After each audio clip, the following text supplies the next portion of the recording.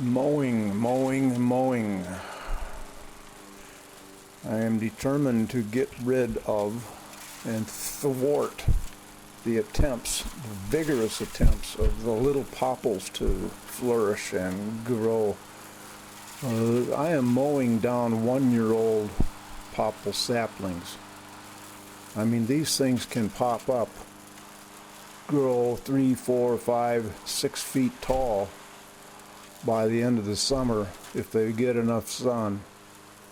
And I am determined. This is down by the fire pit in the northeast part of the clearing, and I noticed them a couple of weeks ago. Oh man, I got to get out there before they everything begins to leaf out, because if not, it's going to just become a forest and much more difficult to get rid of.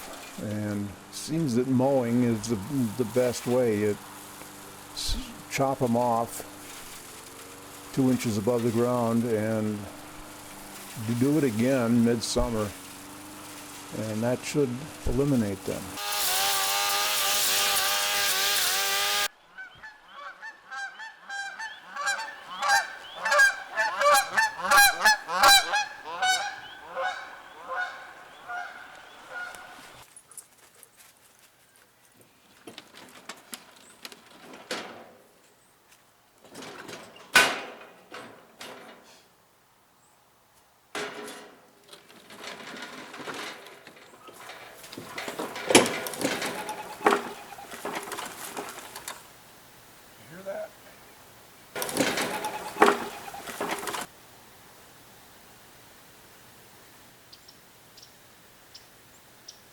Hard to see.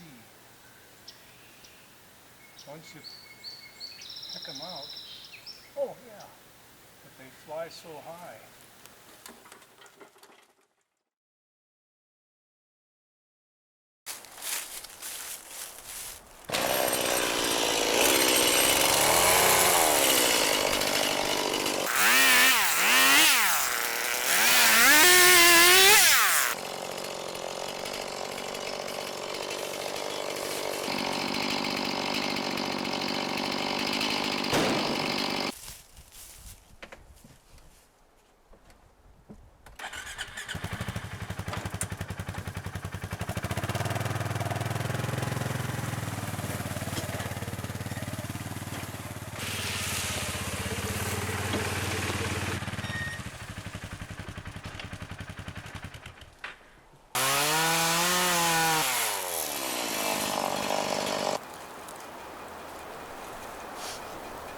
Pine.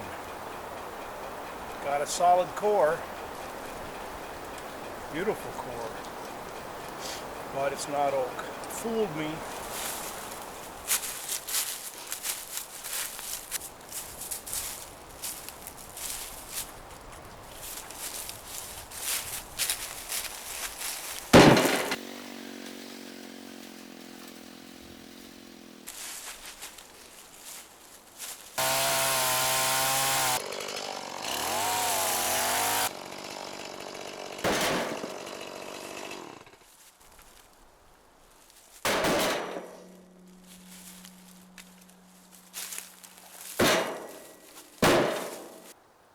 I think I looked at that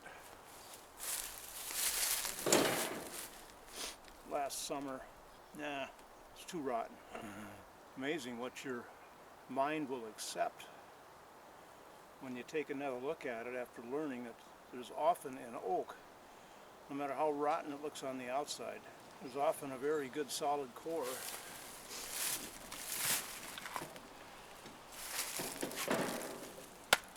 With usually an ant's nest, but this is really hard, good, solid wood. Just like that.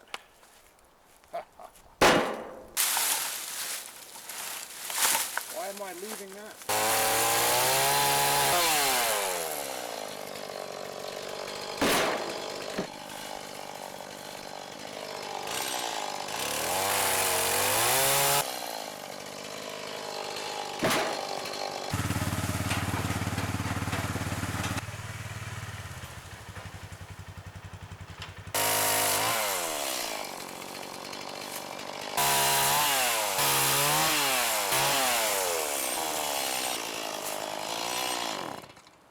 gas.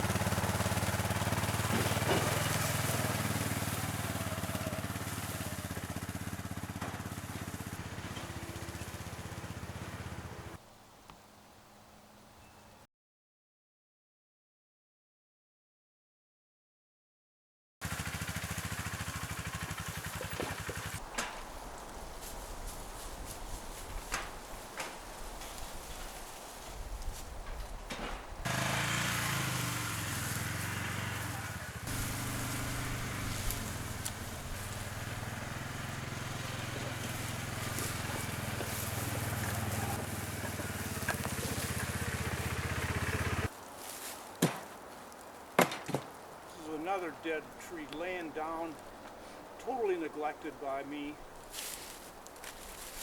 A lot of good wood in here. Thank you, Chuck.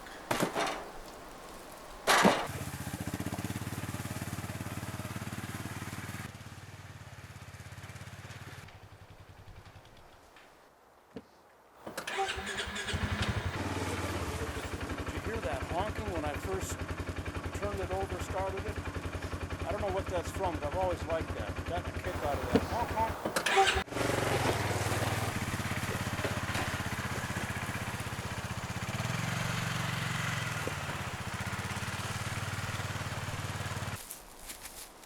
Well, here's the deal. This is a tight turn. You saw it. Having to go around and then quickly crank the wheels to get around. Home is that way. And since I've been coming out here and I made this trail, was in mind of using the Ranger, but a little further up even, it's even narrower. Well, it's narrow. Got to really be careful.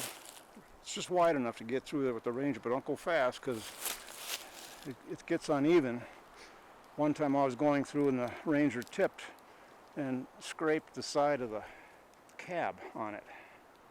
Well, coming out here today, coming from there this way, I suddenly thought, well, why can't I clean out that dead pine so we can come right through there?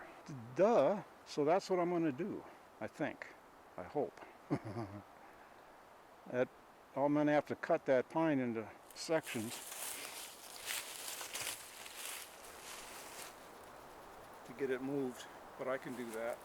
Saw is big enough, just barely. So that's what I'm going to do. That's what we're going to do. Me and Suki and you, my dear audience.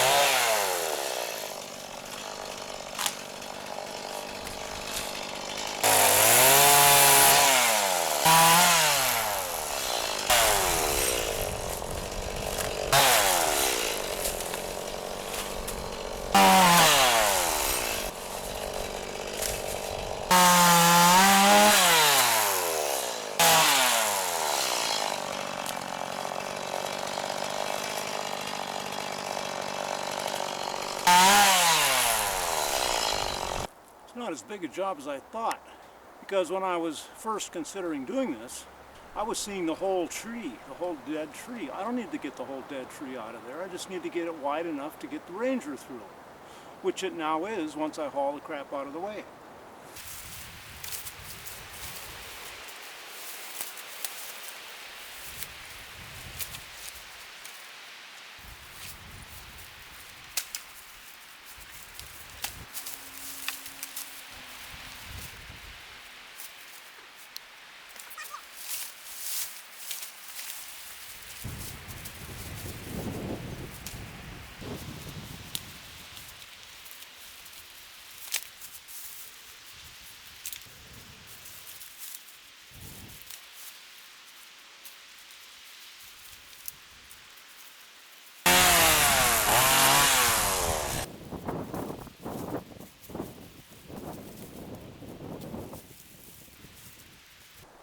Well, let's see how this works out.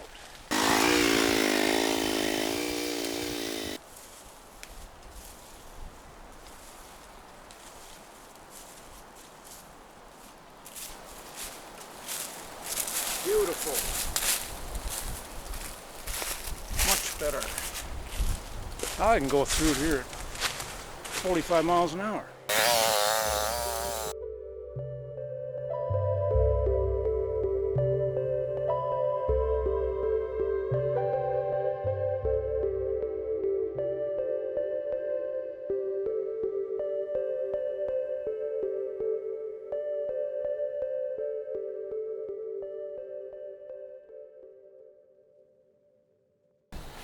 Good morning. It's April 27th. Beautiful, gorgeous day.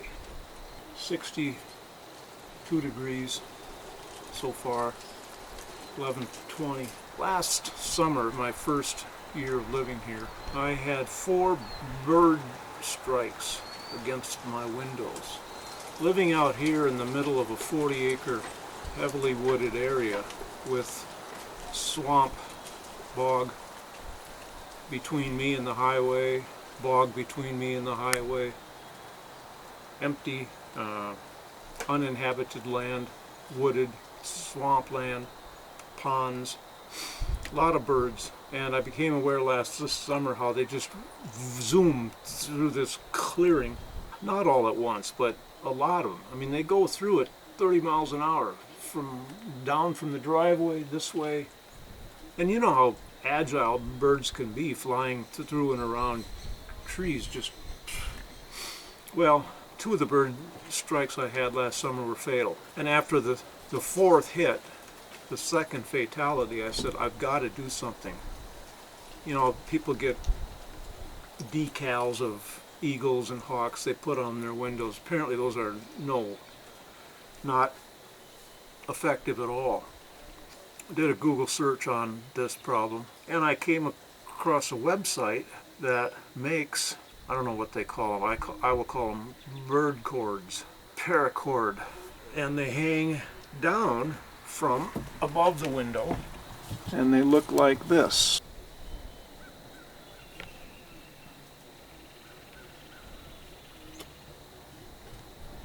The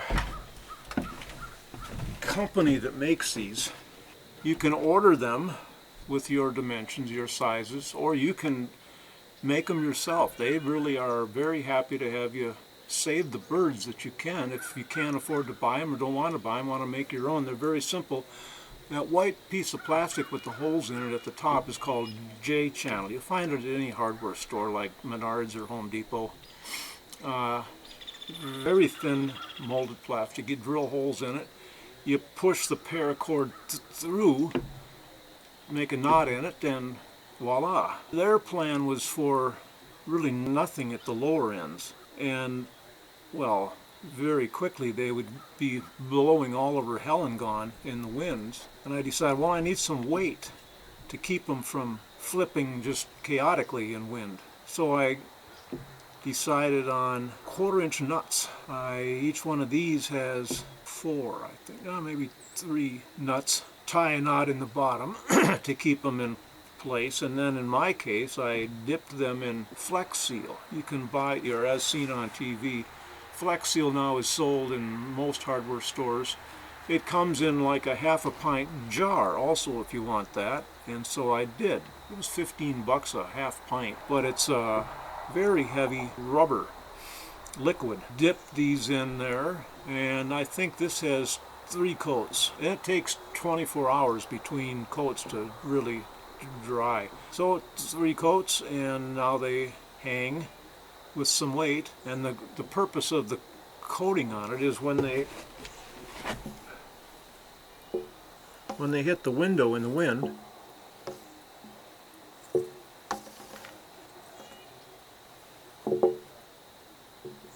they make a festive musical note, kind of. By the time that fall comes around, and you've had a full summer of wind, and these things tinking at the window, you're kind of happy to take them down. The channel at the top is held in place with Velcro.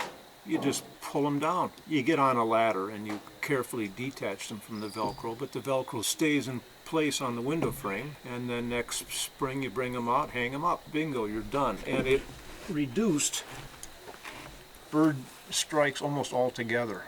And I originally put these up in May, but the bird strikes I've been having were like, Jesus, God almighty. And you're sitting in the house, you're sitting outside here, and you hear this noise, and finally you learn very quickly what that sound is. A bird hitting the window. Two of them hit this window right here that I've shown you. One of which was coming from that direction, clearly. You hit the window, ricocheted off, and landed on the deck here. Bleeding from the beak. He was dead, she was dead. But I found it. I came running over. I got the camera and I got her dying on her back. Got her dying, little leg kicks. If there's anything that jerks your heartstrings out of your soul, it's that, watching any animal, but a bird that is completely innocent of any gall. And it was my fault that that bird had to die. That was kind of the big feeling, like, God damn it. Do I want to move away? Well, no, the windows aren't going to move with me. Somebody else will live here and won't care. So do I board the windows up? No. So this solution really, and late April into May is really a busy bird time. Later on, when you get into later June and July, there isn't as much activity because the birds have mated, they've settled down. I believe it was August of last year, one of the big window around the front. Bird cords were up. I was outside here and I heard this bang. Oh shit. I came over to the window in front of the house and looked down, and there was a snipe. I had to look it up. I didn't know what this bird was, but it was big. You know, about like that, roughly, with legs poking out, a big long beak, literally about like this, like a shorebird. I don't know much about them other than when you're a teenager, you could tell people we're going to go on a snipe hunt. You get a paper sack. Well, I thought they were just a made-up bird. No, they're not. So that one died. Week and a half ago, I was up in the loft, windy day. And I heard the house kind of shudder.